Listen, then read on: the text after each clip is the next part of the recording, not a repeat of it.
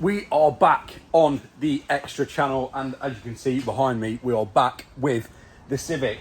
I'm actually quite surprised of how well last video did on this channel on the Civic, because when I was building this car, it didn't actually get as much interest as I thought it would get. When I first kind of did it, it got a lot of interest, but then kind of towards the end of the build on the main channel, there wasn't actually that many views on this car. So to say that you guys were commenting and interacting and liking this car is great, and that is what has led me to do a few more bits to it today.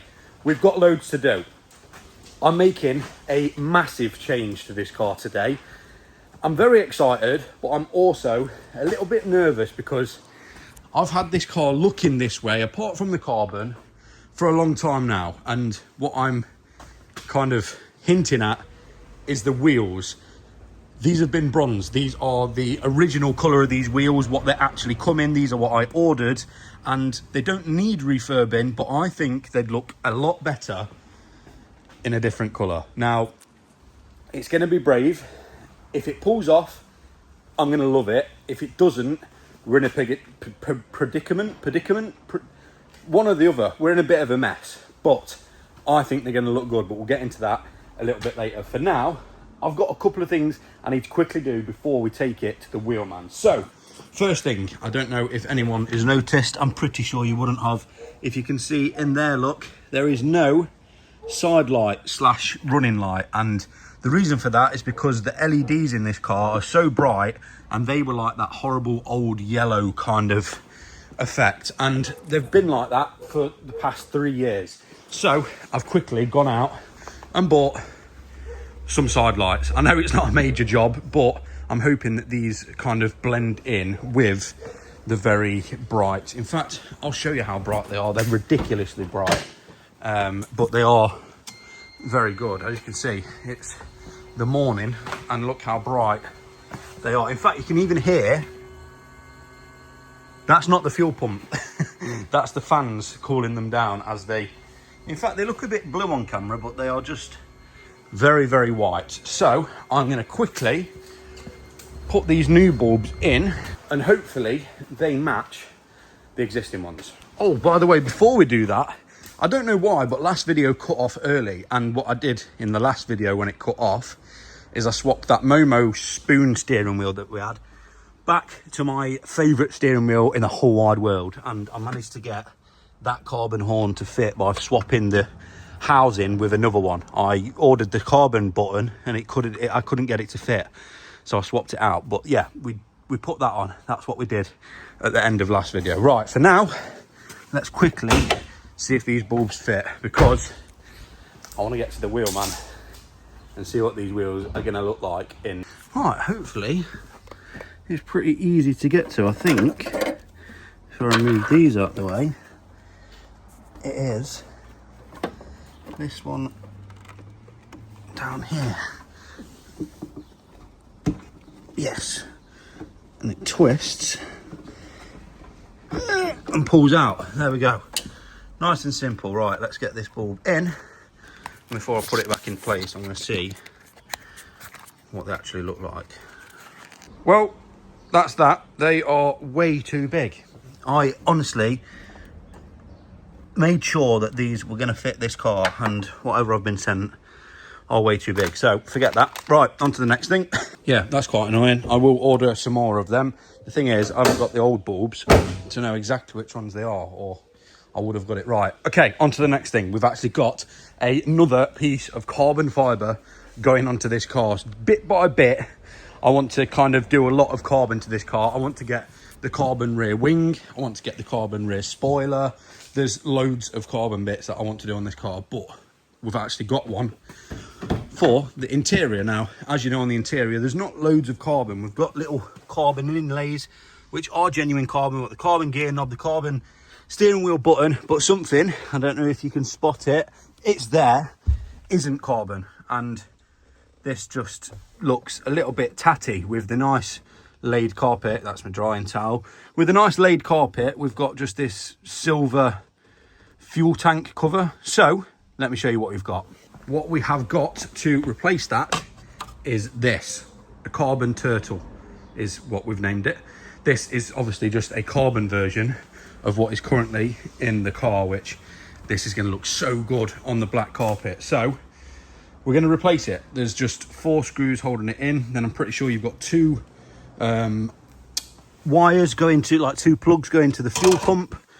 And then that little rubber grommet, but look how sick that's going to look instead. Yes, 100%. Right, let's get this one off and replace it with that one.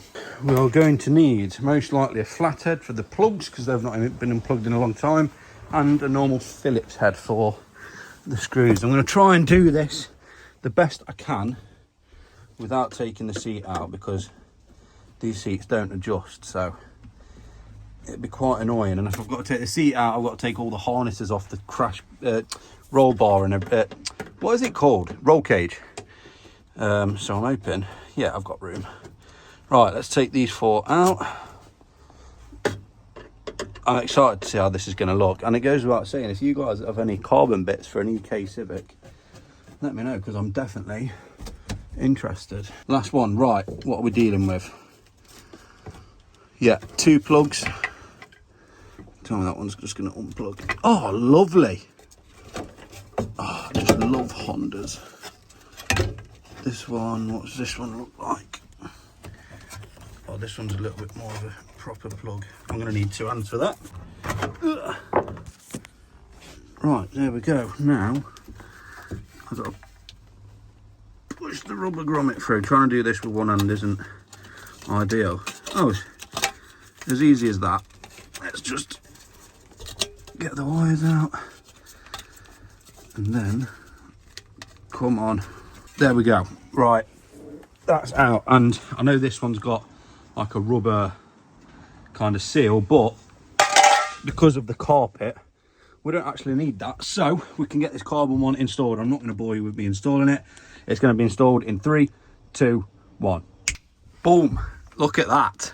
That looks 100 times better. I am very happy with that. It's the little things that make the biggest difference. It really is. And stuff like that, I just think looks really good. Okay, right. Let me get my tools out. And now we're on to the big part of this video. I know we're doing it pretty early in, but do you think it's going to look good? No, you don't. What, you think I'm making a mistake? Yeah, so we've just been discussing it, and what we're thinking is it's not the colour I'm going for that's going to look wrong. What we think is the colour on this specific alloy might actually not suit it. Like in bronze, they actually this alloy suits this colour, but the colour I'm choosing to go, which obviously you'll find out a little bit later, I don't know if it's actually going to look good on these wheels. It might look better on other wheels, which is why I said I might need new wheels. But either way, if there's one person that's going to make it look good, it's Sam. So let's head to the wheelman and let's just hope that this looks good. Okay, so Sam is currently not here, but we're leaving the Civic now and we're having the wheels done in a different colour. Luckily, these don't actually need a refurb at all. I've thankfully not curbed one at all. So it's pretty much just a colour change. So we'll leave it with him and we'll come back and see what they look like. Okay, it is the next day, it's the next morning, and Sam's just giving me the call to say head down because it is all done. And at first, he played a little trick on me and said, I'm not sure if you're going to like these or not. But then he actually told me he thinks that my reaction is going to be, I wish I'd done it sooner, because it brings the wheels out and it makes the car pop a lot more. That's what he said, but I'm still a little bit nervous. I don't know whether that wheel will suit the colour I've chosen, but we're heading there now and let's go see the new look for the Civic. I don't want to see it yet. Right, you ready? Yeah.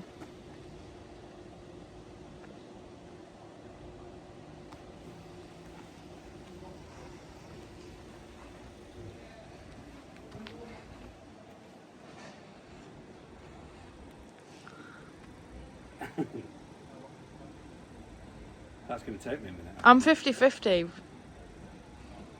Let me look. It definitely looks better.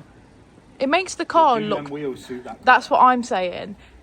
And the colour we have decided to go is silver.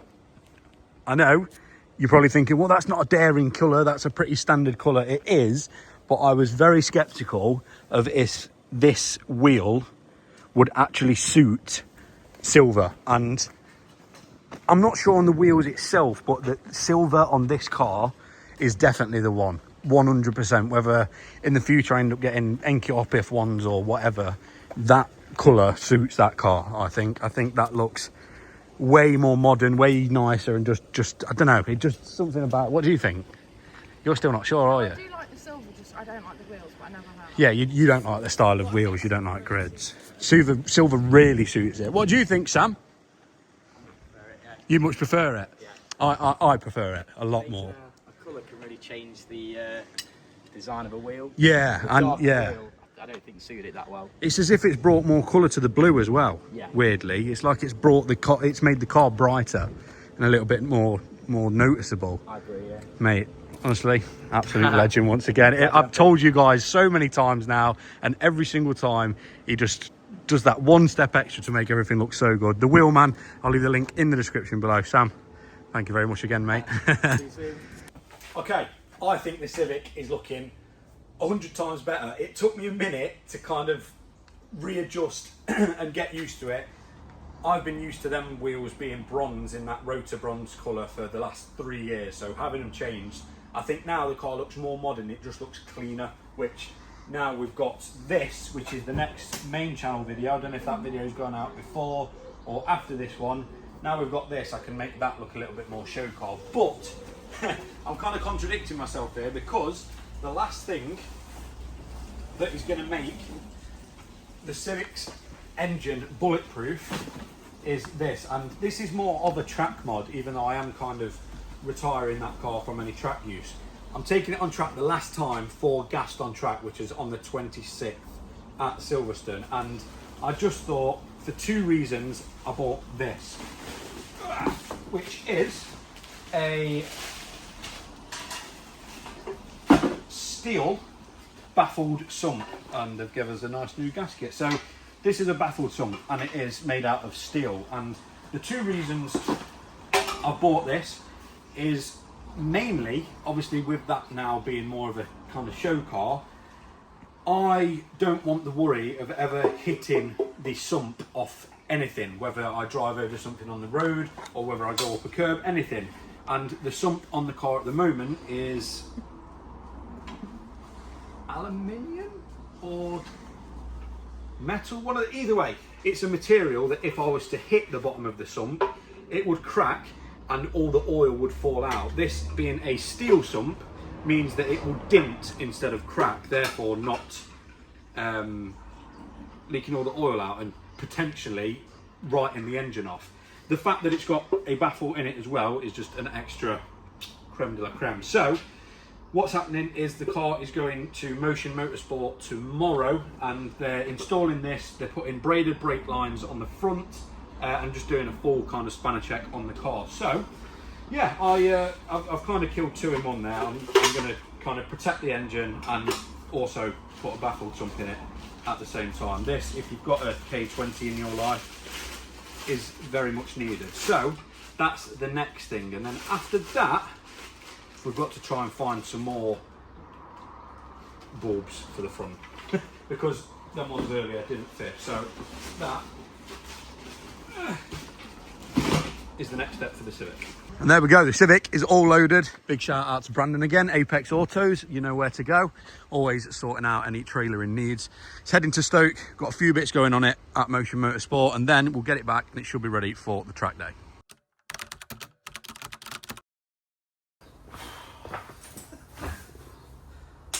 Where do we even start? So, the last clip you'd have seen of the Civic was when it was on the trailer going to Motion Motorsport. Now, what it was going to Motion Motorsport for was to have a baffled sump, to have the rear wheel bearing replaced. What else? A complete oil change, and just to rectify a little leak with one of the power steering lines. Apparently, there was a bad batch of lines, so a couple of them on mine. I know it's been 2 years since I installed the power steering, but a couple of the lines had started to not as much leak, but they were like breathing. It was really weird. It's like the rubber inside the braided line had just gone a little bit weird. So they were the 3 things that it was booked in for. I obviously showed you guys this, which was the baffled sump that I ordered from eBay, and it was steel. Now, we got that there, and pretty much the lads said they don't really trust the welds in there.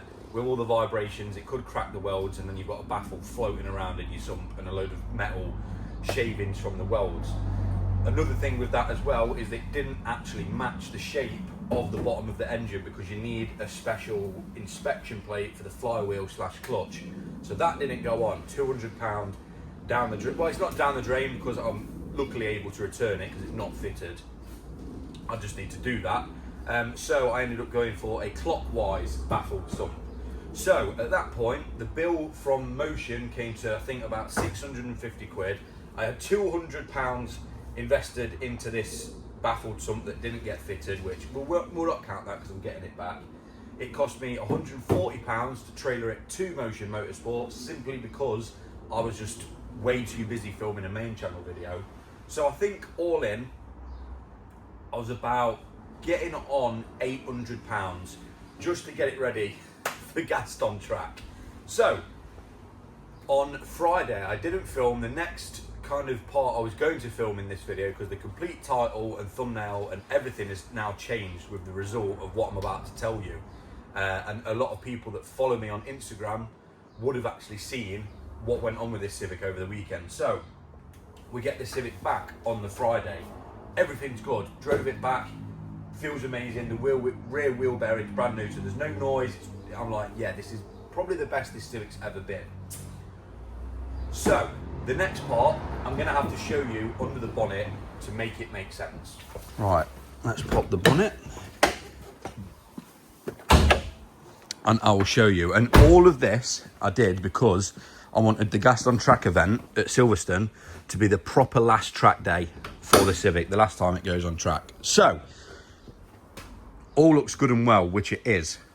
So, when I originally got this Kswapped and the engine got put in this car, I decided to cheap out a little bit. Now, a lot of people wouldn't have noticed, and you wouldn't notice just looking at it from here. But if you look at other Kswapped EK9s, EJ9s, EJ6s, and anything kind of 90s to, yeah, in fact, 90 to 2000 era Civic, this shape Civic, you'd notice that the engines are quite a bit further back. And as you can see here, mine is very, very close to the radiator. Everything is very close to the front of the car, and that means I can't run a aftermarket or a upgraded inlet manifold because there's simply not enough room.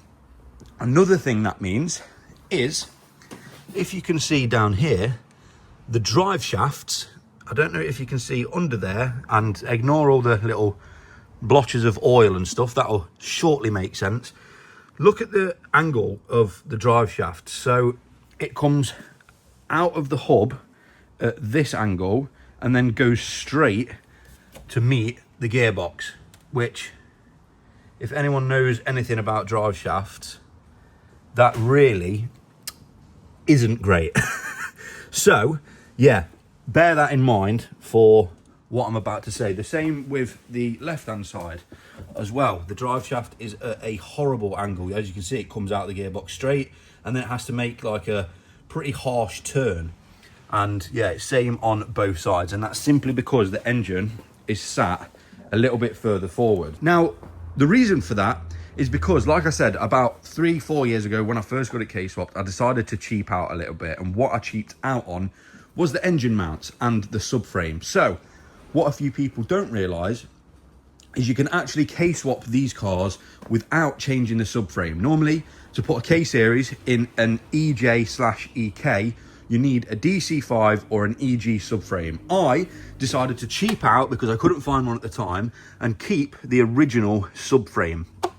By doing that, it meant I went for the, I think it's there's two sets of engine mounts. The first set of engine mounts is for the original subframe, which makes the engine sit forward and makes the drive shaft at a horrible angle. The other set of engine mounts is for if you get the DC2 or EG subframe, which will make the engine pretty much sit in line with the strut towers, which is a lot better, and everything has more clearance down here. There's been one issue, not really an issue, but this is kind of what comes with cheaping out. As you can see down here, if you wheel spin the car, the gearbox, that bolt there, just touches the subframe, and it sounds horrible. And if you've ever driven one of these cars with this subframe in the wet, you'll know, like, when the wheels spin and the engine's shaking a little bit, it just taps the subframe. So that was my fault. I shouldn't have cheaped out when I first got it K-swapped. I should have waited a little bit, found the right subframe for the swap. And obviously, if this engine was to come back a bit more, it'd put it directly in line with the hubs. So the drive shafts would just be straight, which makes them way more durable, way more stronger, etc. So now you understand that. Sorry if I've rambled a little bit. I just wanted people to kind of make sure they know what I'm on about. Let me carry on with the rest. So, like I said, everything was good. We got everything ready for Motion Motorsport, and so far, I've never snapped a drive shaft on this car, and I haven't ever drove it lightly. It's been up Santa Pod, it's been on officially gassed OG battles, and it's been kind of, I didn't launch it on there, but I kind of accelerated fast to get going. I didn't fully do a launch control or anything like that. Now, obviously this is mapped as well, so it's got launch control mapped in it and overrun mapped into it. So this will all make sense. We all set off to Silverstone. We were going to stay the night before, and then we were going to attend Gassed on Track the morning after. We all had a nice chilled cruise down there. Me, Baz, Georgia in her Civic, and Will from Reg Plate King. He was towing the track car that he has for racing Hondas. So we get to about 15 minutes away from the hotel, and I decided to give launch control a try. We're on a massive open road and there's no one around, and I thought, I'm going to give launch control a try. So I engaged launch control, and I knew I shouldn't have done this, but everyone's around, we're all in good spirit, everyone's having a laugh, we're all like excited for the event. A couple of people are beeping their horns at the lights because we set off a little bit after Will, so we actually all met at this set of lights. And anyway, you know what it's like in the moment. You're like, oh, I'm going to do it. I'm going to screw it. So everyone's revving their engines, just giving it a little bit.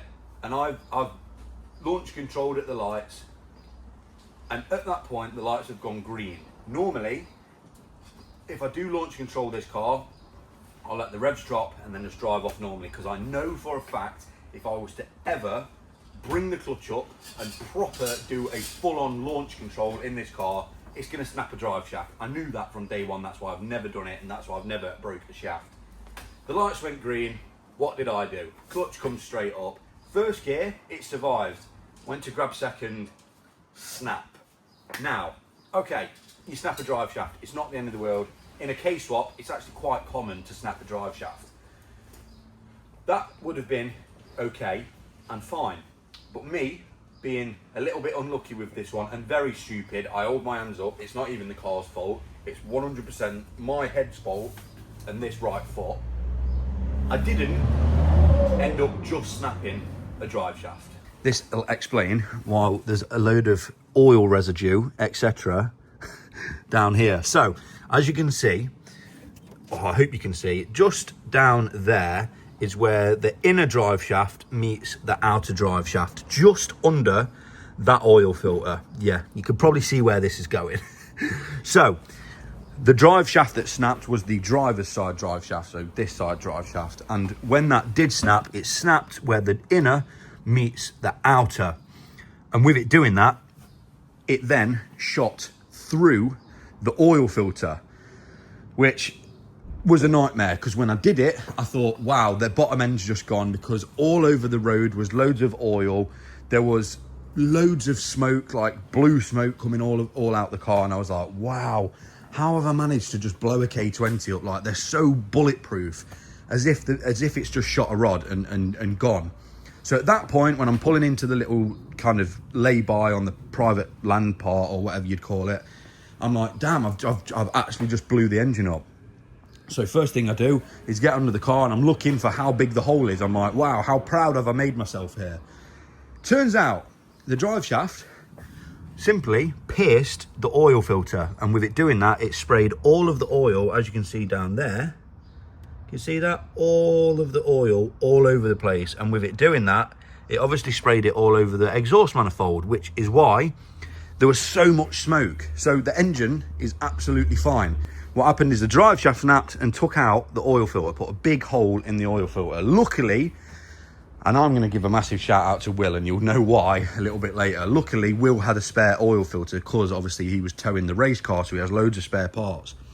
So he simply put a new oil filter on, so the car then held oil, and Will then had to take the race car to Silverstone and then come and pick this up. By this time, it was like 3 hours after I'd actually snapped the drive shafts, because we didn't actually, stupidly, no one had, well, I say stupidly, I should have had it. No one actually had an Allen key. I took the wrong toolkit, which come with square pieces instead of an Allen key bolt. So we couldn't get the splitter off, and I didn't want to ruin the splitter getting it on the trailer. So it was a little bit of a proper nightmare of a situation. But Will went and dropped the race car off at Silverstone and came and picked this up. And this stayed on the trailer all night. And this is the part where I just want to say, Will, from Reg Plate King, you literally are a legend. And this guy decides to wake up at 4 o'clock in the morning of the event at Gaston Track. He decides to wake up at 4 in the morning in Silverstone and drive all the way back to Sheffield, where his unit is, to replace the drive shaft. So he did a 2-hour drive back to Sheffield, replace the drive shaft, which took I think about an hour, and then do another 2-hour drive back to Silverstone, all so my car could eventually go on track. Now, I didn't know he was going to fix the car. I thought he was just dropping it off, so I offered him money or whatever to just drop the car off. Mate, it's my mistake, it's just not going to make it to the event. It's a bullet I'm going to have to buy. Like, that is it. I shouldn't have launched it. I knew it would happen. I was just being an idiot. Simple as that. Sometimes you just got to hold your hands up and say, yeah, it was me, I was being stupid, and it's my money I've wasted. So, obviously, I did send Will some money, even though he was reluctant to accept any. I just bank transferred it in. But he brought the Civic back, and a few people at the event, and if you've seen the Instagram stories, you'd have seen this arriving at around 11 o'clock on the trailer. And we unloaded it, put the splitter back on, and that was it. It was like this, it has made it to the show. Will, I cannot thank you enough. Like, honestly, what a guy. Like, what person would do that for another person? That's just the type of guy Will is. And I just want to give a shout out to Will himself, and of course Reg Plate King. Like, wherever you need to go for your number plates, if you're not going to Reg Plate King, do it for how good of a person Will is over the fact that you need a number plate, because he is an absolute legend. But it made it to the show eventually, and we kind of left it just parked up on show for kind of the whole day. And it came to about 5 o'clock, and I was like, right, I've spent all this money. Will's gone there, fixed it, come all the way back. It'd be a little bit criminal to not actually take it on track. Like, I've got to do everyone the solid now, and we've got to go on track. So I take it on track, I do half a lap, and then I see a load of blue smoke coming from the back of the car, and also it was coming into the cockpit, and I was like, there must be a tiny little hole in this engine somewhere. And now I've put my foot down, it's managed to seep out. And the reason for that is because on the back of the engines where the drive shafts are, there's a little tiny bracket. Well, it's not tiny, there's a bracket with 3 bolts that screw into the engine block. And what had happened on mine is when I'd snapped the drive shaft, it had actually snapped all 3 points of that bracket, but luckily not actually pulled the threads out the engine or cracked a hole in the engine or anything. I got really, really lucky and unlucky at the same time. So that was kind of why I thought I'd blown the engine up, because that bracket luckily just snapped on its own instead of bringing the engine kind of block with it. So yeah, took it out on track, got half a lap round, and for anyone that would have seen this on track yesterday, they'd have seen all the smoke coming from it. And I was kind of at the point where I was like, wow, it must have a little hairline crack in the engine. Again, my fault. I can't be mad at the car. I can only be frustrated and mad at myself for being stupid. So we parked the car up in the pits, and what we can see is oil coming from the oil filter, which left us all really confused, because obviously we've just put that oil filter on. It's a brand new oil filter. Why in the world is it leaking? So we unscrewed the oil filter and we checked the oil filter, we checked the seal, and we couldn't find anything wrong with the oil filter. So we were so confused, we didn't have a clue, like, why in the world is oil coming flying out of the oil filter housing? I checked around the oil filter housing for any holes in the engine or anything like that. Nothing. The engine was absolutely fine. It sounded fine. It turned on. There was oil pressure. The oil pressure light had gone off since obviously the oil filter exploded. Everything was fine. So about 5 minutes after, I decided to properly run my hand around where the oil filter had sealed to the oil filter housing. And then I found this.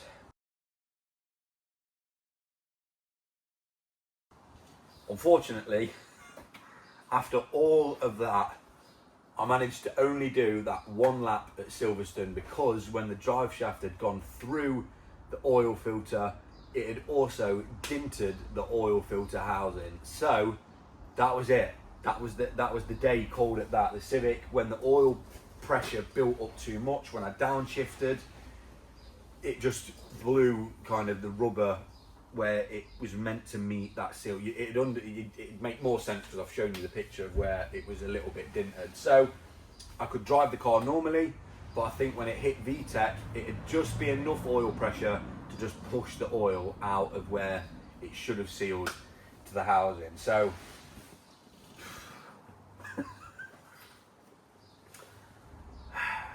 I think this weekend cost me about £1,000 to do a track day at Silverstone, and I did one lap. But it has led me to the lesson of buy cheap, buy twice. So all it's made me do now is I'm just going to spend some money on this Civic. I'm going to take this subframe out, we're going to put the EG subframe in.